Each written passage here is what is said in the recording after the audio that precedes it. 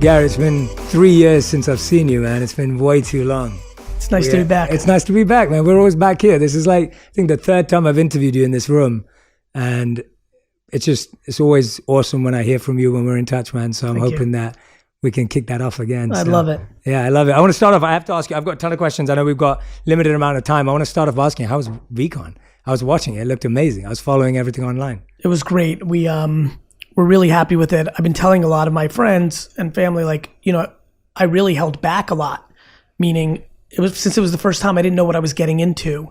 So it went super well, which has me crazy excited for the next one. It was educational. It was about community. It felt right. And now I think I can build off of that base. I like context a lot. And so I needed to contextualize throwing an event of that size.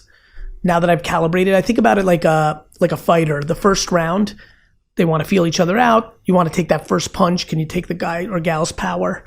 Now that we've done that, I feel like I can be even more ambitious with the next one. So it was really good. Nice, man. Yeah, the people I know that went not as speakers, but as visitors, they had a great time. I'm glad. So yeah, that's been the universal take, which is for a first year event at that size, I'll take it. Your team posted this beautiful video. It was literally yesterday, and I was scrolling through, and it's this video of a moment between you and your dad. Yeah. And I was just like, to hear that from your dad, I'm going to read it out. He said, "You don't even realize what you did on that stage. You completely changed my brain." And then he said, "You're really special." And like, we've seen moments with you and your dad on social a ton before, obviously. Yep. What was different about that moment? And what was he, what did you sideline afterwards about what that was about? What's challenging for me is like, look, my dad's a very popular figure. I do a good job making him popular. He's the best. But my dad and I are very different.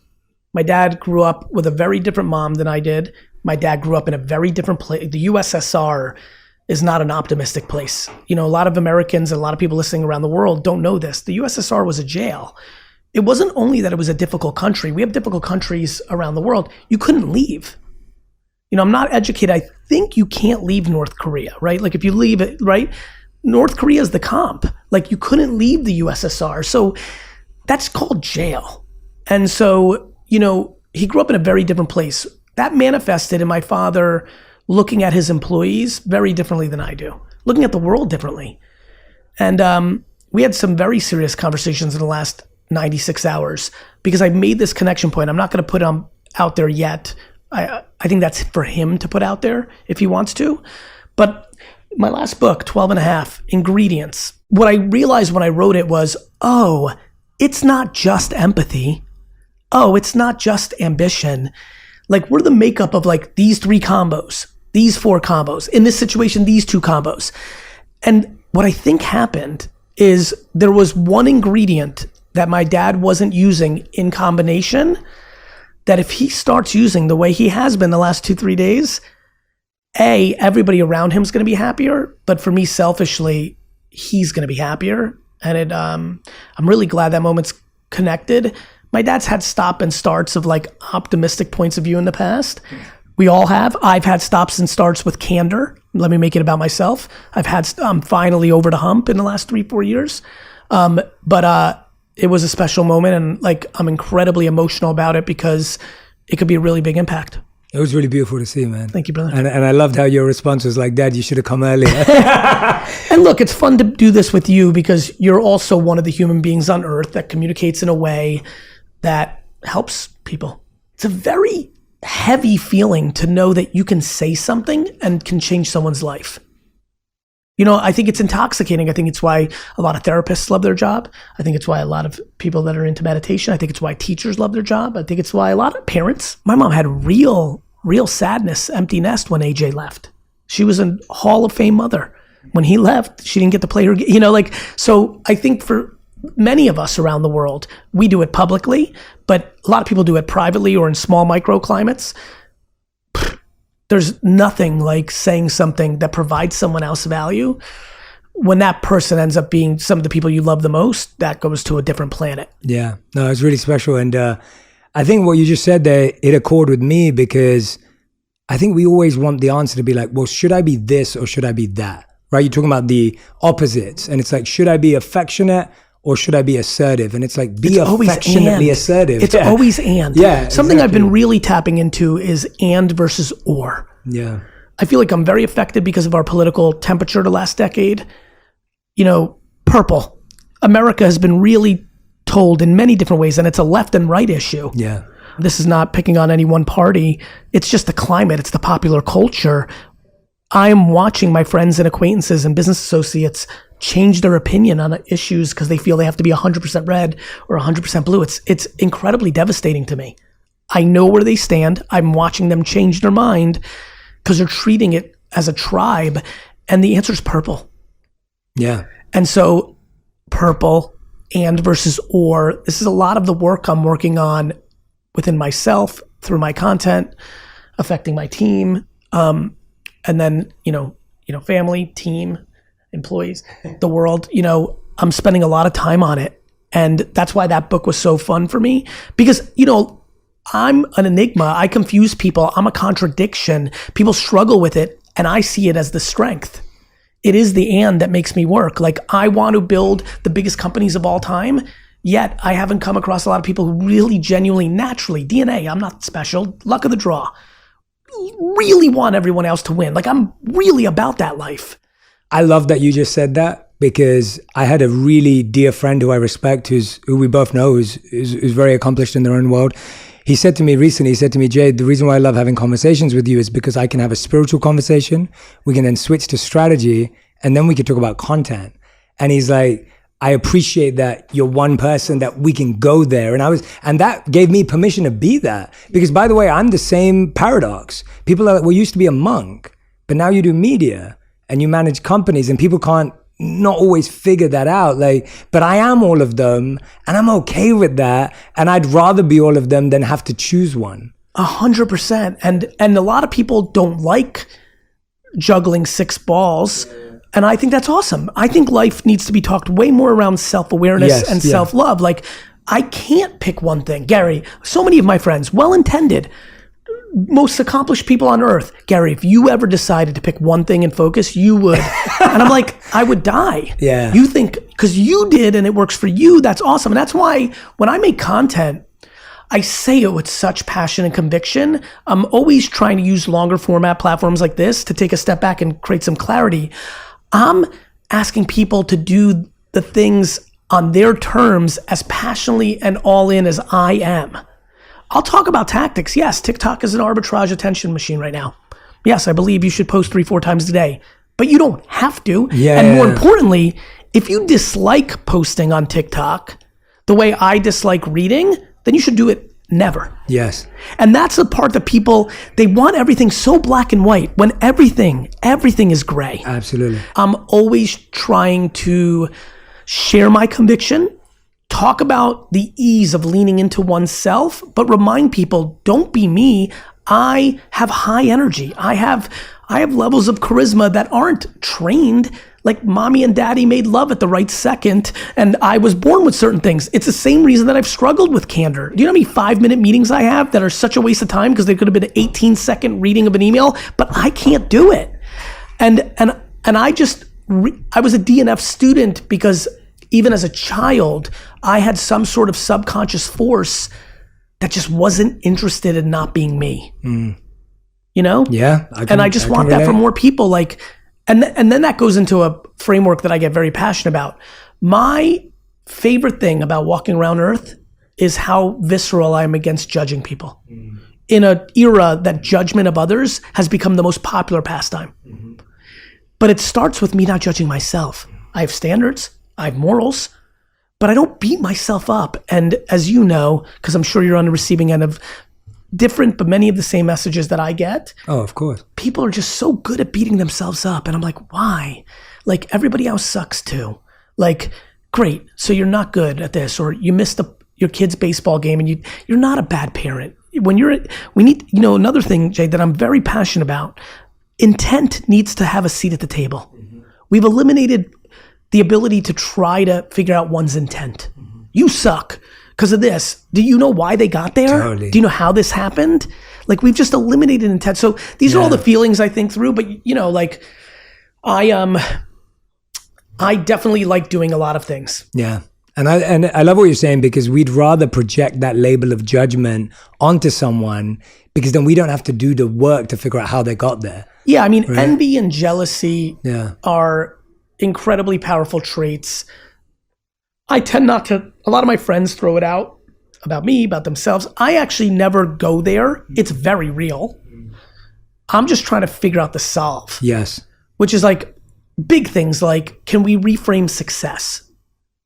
Can we create clarification? For example, with me, I've spent the last 5 years trying to really explain why I want to buy the New York Jets. Because it's a fun game.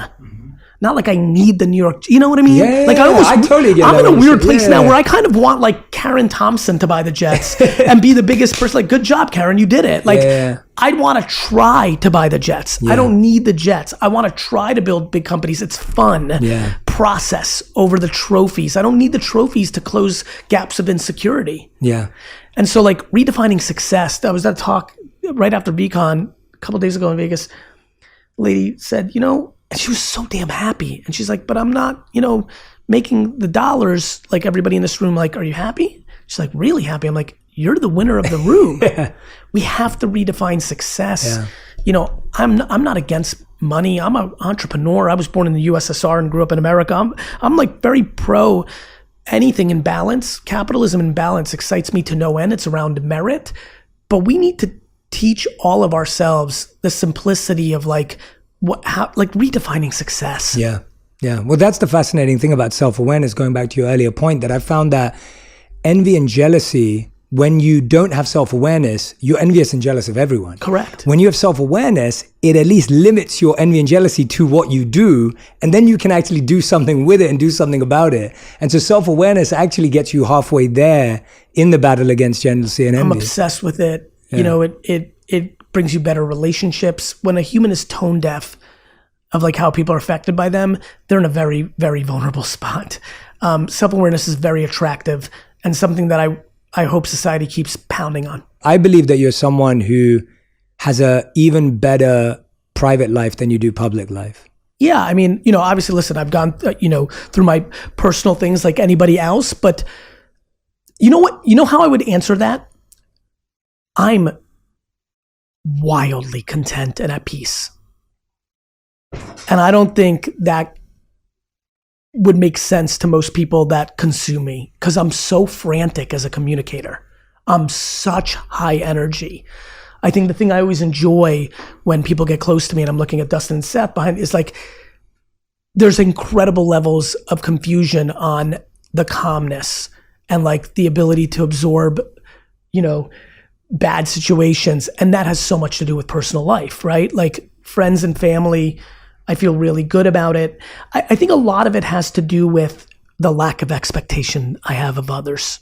Doesn't mean I don't require like any human being, but like I'm incredibly compassionate, not just empathetic. And I think when you combine compassion and empathy, you get into a really zen-y, fun place. I find that, you know, I've been really thinking this through. I'm like, oh, those two, because not only can I feel you, but when you come with something that isn't great, I'm going quickly to, are you okay? Versus this hurts me. And so that gives me a very good personal life. Again, trials and tribulations like any human on life from different various things, especially candor. I would tell you that everything that I've had challenges with in my life, professionally and personally, has been because I'm non-confrontational, which again, blows people away. Because on stage, I'm incredible at it. Because I'm talking to the world. When I'm talking to the world, I can't see your name or your face. And so I can just have really good observations to incredibly clean data, because very few people on earth read the comments from human beings at the level that I do. It's what I do for a living. So I have crazy insights. One that really caught me was how many wealthy kids were upset with their parents for paying things, but didn't want to give up on their parents. That one really triggered me in 4 or 5 years, because I didn't grow up in that environment. I was like, oh, this is a wild one. This is a very unhappy 25-year-old with a Tesla, a sick apartment in LA, an unlimited Uber, Equinox, but the subconscious is starting to take over, and they realize their parents think they're losers. That's why they're paying for everything. And it becomes, you know, breaking those things down. Yeah, absolutely. So, I think I am very happy because I'm very simple. I'm way simpler in business and content than people realize. I'm very simple in life. I don't really want stuff. I like playing. I like playing. You know, I like competition. That's something I'm passionate about. I've been thinking a lot about competition. You know, I'm thinking about why is there so much anxiety in the system? Of course, social media pipes. I don't blame social the way people do. I just think that people are being exposed. Yeah, I'm with you on that. Yeah, this was happening at dinner tables. Yes. And or so like, school, that's school, right. Yeah. So I think people want to blame platforms. This is about a human thing. And I think every country is different. Every religion's different, race, gender, there's a lot going on. But I really think that there's a lot of fun little pieces put together that got us to certain places. I think eliminating merit and demonizing competition has been a misstep. I think it came from great intent. I think parents didn't want kids crying. They didn't want them to feel bad.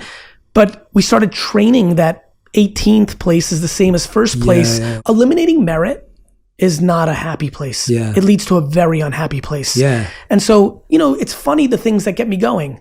Ambition and competition, I'm in. Feels very red. Kindness over anything else, including those two things, Mary Blue, you know, and because it's purple. Yeah. And that's where my soul is right now for the world, because I think so much of what I am and what I became was my mom and my DNA and my circumstance filled all the gaps along the way. I walked into high school, 4'11", confident. Yeah. Not because I thought I would get the cheerleader or it was going to be the most popular, because I had zero interest in that validation. Yeah. Not that I thought I was better. I didn't think these popular, like, I just wanted to be nice to everybody. I wanted to do my baseball card shows. I want to get my D's and F's on my way to going to the wine business. I wanted everybody to be happy. And it really hasn't stopped. The Buddha thousands of years ago called it the middle path, right? The idea that we're trying to go, is it left or is it right? Is it this or that? And it's like, no, it's the middle path. And what you were just saying around eliminating merit, I think one of the bigger challenges is trying to eliminate pain early on in life. 100%. Because you just become fragile. Correct. And it's fascinating to me how much we don't realize that fragility is being spread by limiting. I was beaten up every day at school, at primary school, every single day, because I was the only Indian kid at school. I was the only overweight kid in school. Yeah. And so I got beaten up every single day.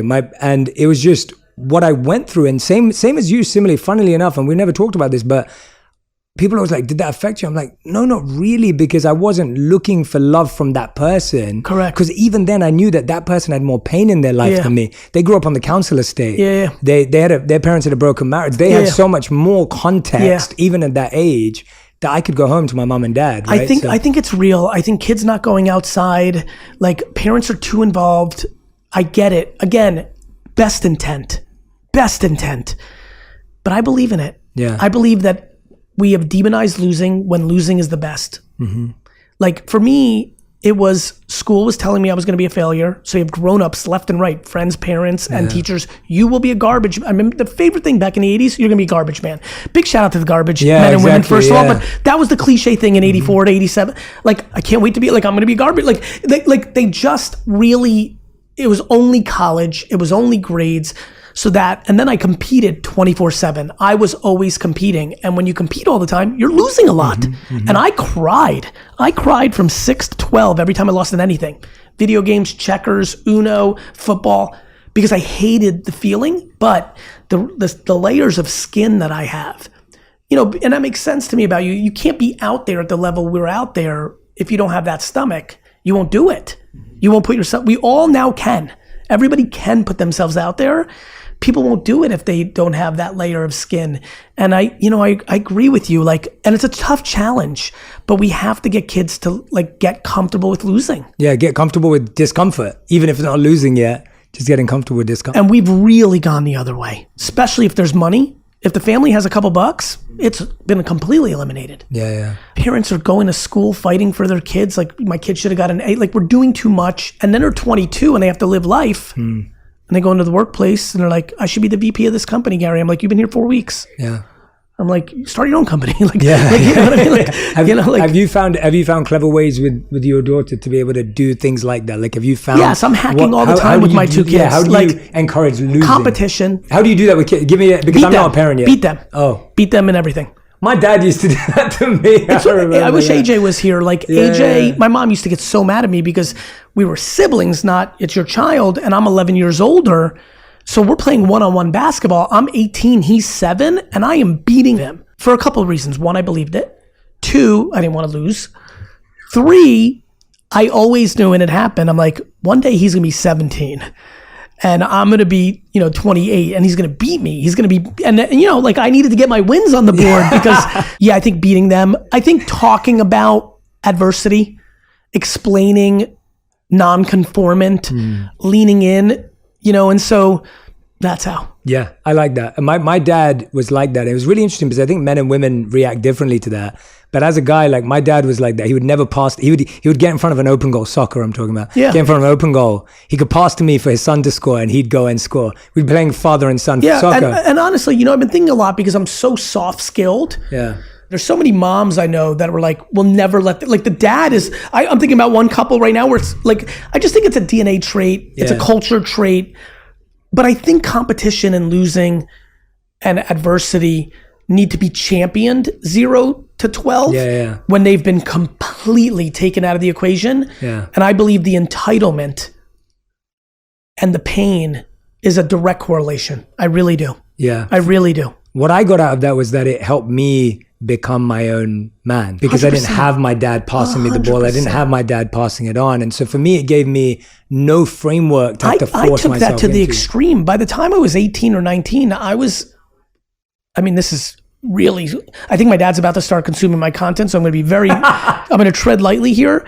But Dad, if you're listening, at 18 or 19, I became equally as important to the business. And by 22, I was much more important in the business. And so like I took it to the extreme. Right? Like, the responsibility, the putting it on your own 2 feet, like we need a lot more of that. Yeah. No parent is doing their kid a favor by putting training wheels on their life. Yeah. Yeah. I love that. Gary, I'm asking this with love. And, for me, this was a big thing. I think it was like, I think I'd been making content for 2 years before I introduced my community to my wife. Yes. And everyone was like, Jay, you're married? Like people had no idea because I just didn't talk about her because we just got married. We'd been together for a few years before that. I was like, I need to be careful about what we're going to say, where this is going, how this feels. You've recently been more open about your relationship. Yes. We don't have to go there. This is You're being very kind and I appreciate it. Because I respect you. And I'm asking it from a place of respect. I am incredibly private, as you know, and the world knows. Because I'm going through a transition in my life, I felt like it got to a place where it was not sustainable for me to be 100% private. And so I've been a little more public. It is something that I'm desperately not interested in. Even the part we just talked about with my kids, like it's not somewhere I want to go. I don't want to go. I don't want to talk about my kids. I don't want to talk about my personal. We can cut a little bit. No, I want you to keep this. Okay. And I'll tell you why. I want to remind people you're in control. Yeah. It's incredibly important and appropriate. And I appreciate, especially being very cordial for people to ask and things of that nature. But I want to remind people they're in control. Yeah. I want to provide value and put out things in my professional career. I'm incredibly private and feel that the world is entitled to what you give it.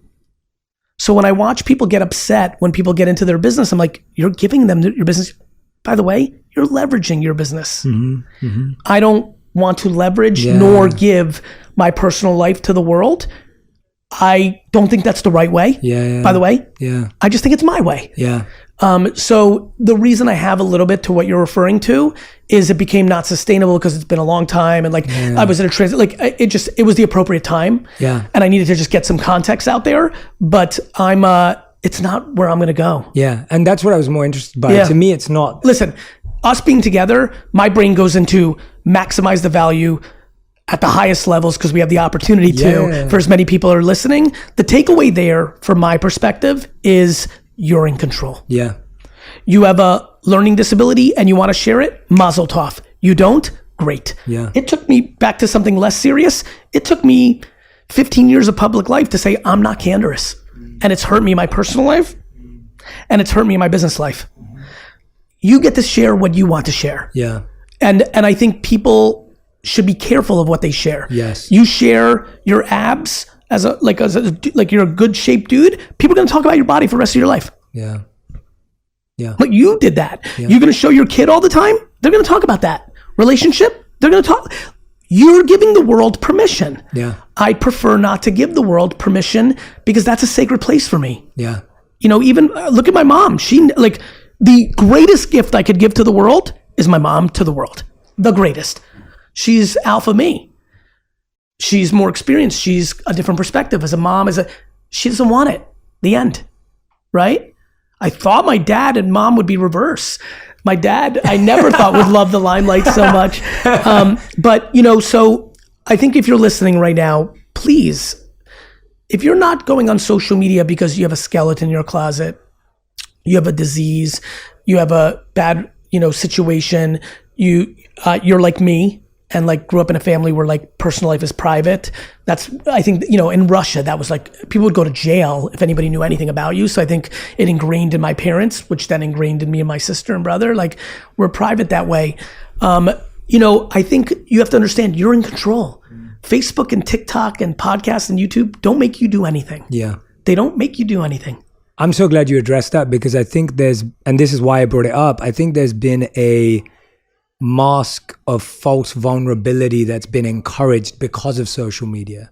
So people think that the more vulnerable or more open you are, that shows authenticity. Yeah, I totally disagree. I love you for that. Right? You're going to a very smart place. Yeah. I would argue I see more lack of authenticity in the way that people are leveraging their family and personal life because they know it does well. Yeah. I don't want to go too deep because, again, this is what's fun about being candorous in general, but I would never, ever say this to a human being.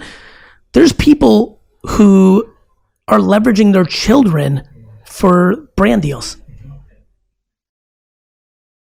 That's something worth thinking about. Yeah. Like right now, those kids aren't talking about that to you because they don't talk because they're 4 or because they're 16 and not ready to have that combo. But like, I think all of us have to think about things like that. Yeah. And I think for me, as an observer of you, I always respect that, and that's why I was so intrigued. And I still respect, I still same respect, but it's because I went through that journey in my own head. Yeah. Even with my own wife that I'd been together with, and even what we share and where we share. It's like, you know, really intentional. Like, to me, your family is the most sacred, like, that's who's going to be around you when you're dying. Yeah. Like, right? And so like, you have to think 3 times before you start letting anything in. Right? And by the way, the other thing is, I don't want to make decisions for other people. Yeah. I was built to be unstoppable. You know what I mean? So like true, when you see where I'm going? Like, so true. Yeah. Opening I know exactly up where you're going. for that judgment. If that person, it's hard enough if you choose it. Imagine someone else choosing it for you. Yes. And so, like, please, everyone, be thoughtful on this one. Yeah. And by the way, if you're listening right now and it's really hitting, but you already opened up Kimono's box, it's never late to close it. Totally. You can close that. Yeah. We evolve. We change. Yeah. I will make mistakes. I will change. I will evolve. I will do good things. Like, we need a lot more civility and patience for each other. Yeah. If you've been sharing everything and you decide off of this podcast, which I'm sure there's 500 to 500 people that just decided right now, then you just stop. And when people ask, where's Johnny, your boyfriend? Because like, you can answer it. You don't have to answer it, but like, you're in control. People have to understand they're in control. Accountability, you know, VFriends is the scaled version of me. Mm-hmm. You know, VFriends, you know, this is actually something I should talk to you about offline. Love to. You should really debate this. Yeah. The building intellectual property to scale one's message is very powerful. That's what me and Ryan were just talking about. So I'd love to, like I met this woman, she's in her late 60s, early 70s. Somebody introduced me to her. I'm looking to potentially hire her to be a storyteller in VFriends. She worked for Jim Henson. Wow. We were just getting to know each other, but like, the brief for Fraggle Rock, the brief for the entire show was stop war. And it was like the most profound, out of all these 16 months, that's been the most profound moment so far of my journey of VFriends. Because VFriends is to make people happier. But I think happiness comes in a lot of forms, not demonizing competition. My favorite character I want to develop is Accountable Ant. Jay, I think the lack of accountability is leading to so much unhappiness. Mm-hmm. Like, life is so much better when you're like, this was my fault. Yeah, absolutely. You're in control. Yeah. And so like, this was like a wrap up to control. You're in control. Yeah. You decide what you consume. You decide what you believe. You decide who you surround yourself with. You decide what you put out. Take on accountability. Yeah. Everybody wants to blame right now. The algorithm, they're acting as the algorithms are like hypnosis. And I understand endorphin hits and all that, but like you can delete the app. You can. Like, where's accountability in this? Yeah. Right? Yeah, absolutely. Like, we have alcohol, we have tobacco, we have drugs, we have weapons, and we have all sorts of issues, but most people play within moderation. That's on you. Yeah. And it's a tough truth, right? It's a tough truth. It's a tough truth. Especially when you're unhappy. Yeah. That goes back to why it's important. It's like the chicken and egg. It's like working out. Like, I got into better shape the last 8 years. Nothing comes less natural to me. Yeah, tell me. Nothing comes less natural to me. I can relate to you. Right? Yeah. But like, I was like, I just would like to live longer. Yes. I would just like to live longer. Yeah. And go figure. It's not apple cider gummies. It's not steroids. It's not implants. I've thought about it. I'm like, can I get chest implants? I put in a lot of work. I feel like I've like Seth's good. Like I feel like I've done more than Seth, but like my body type, like, and I'm like, I probably haven't, but no, it's like eat well, go in the gym, do the right things. And so same for life, whether it's meditation, whether it's exercise, whether it's therapy, whether it's good conversations, whether it's surrounding, back to us not having the serendipity. We've had some meals, we've had some interactions. They're always like, they're nice. We need more. I would like that. Yeah, and we'll build on that. I think, I'm spending more time thinking about spending more time with more while doubling down on core. Because I did a really good job in the last 10 years of doubling down on core, but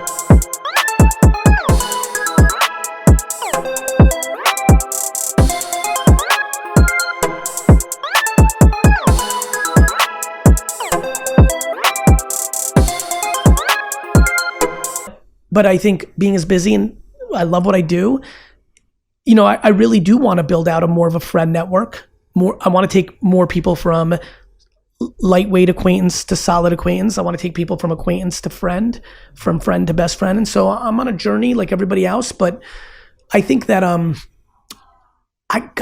think, believe it or not, and this is going to sound so crazy for so many, the world actually has so much potential for everybody listening to be the best time to be alive. Medicine and technology, and there's so much, but we're caught right now. It's like a hamster wheel. We're in the momentum of focusing on, the bad. Yeah. And there's always bad. Yeah. The Holocaust was bad. Genocide is always going on. Genghis Khan was not a fun time to be a human. Yeah. We are very bad at history. I was a really bad student, but I did well in history. But that starts with you. What are you going to do about it? Because right now everyone's like pointing and feels like it's on someone else. Yeah. It starts with ourselves. I mean, when you said that and you brought up the Holocaust, I recently read Edith Eger's book, The Gift. She lived through the Holocaust and she had that mindset in the Holocaust. So she said the only way she got through it is she realized that she wasn't a prisoner, that the only prisoners were the guards because they were prisoners of their own conscience. Unbelievable. That was her mindset. She's right. And she's like over 90 now or even older. And it's like, it's just phenomenal that her, Viktor Frankl, who wrote Man's Search for Meaning, these two phenomenal books, if anyone hasn't read them, like they had that in that scenario. Well, that's the point I always make to everybody. Like, the only thing that works for me is trying to contextualize moments in time. Yeah. And our great-great-great-grandparents had it rough by comparison to the way we have it. And sure, they had some things that were better on simplicity, but we must choose optimism because what's the alternative?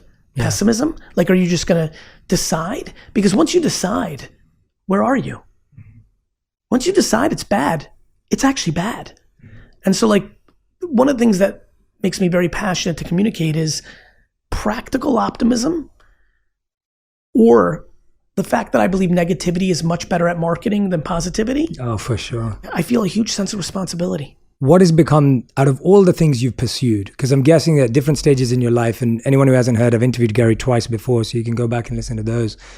You've pursued different things at different times. And every time I meet you, it's a really, what I love about it is that there's so much growth and acceptance and embracing of this new you. Every time we talk, I feel like I'm talking to a even more self-aware human, which is a really fun feeling when you're checking in with someone in this way.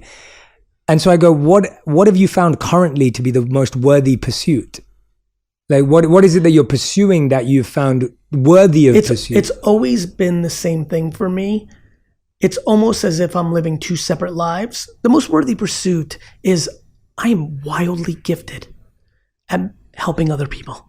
And I'm incredibly comfortable of also being okay with feeding myself around my own interests. Mm-hmm. The most worthwhile pursuit, my friend, I think this is going to land with you, is the continuous balance beam that I walk on that is called equal parts selfish and equal parts selfless, and refining that skill set. And I think in the 3 times, if I may, off of your analogy, I think the beam is getting thinner and I'm still walking it. Mm-hmm. You know? Yeah. Maybe the first time we met, it was like an Olympic beam or a high school beam. Maybe the second time was, my hope is that as I continue to go, I'll be on a tightrope across Manhattan and walk it easily, because me playing my game of entrepreneurship gives me so much energy that I'm able to deploy it in a positive manner at scale. And I find it fascinating. And so that is what I continue to go after.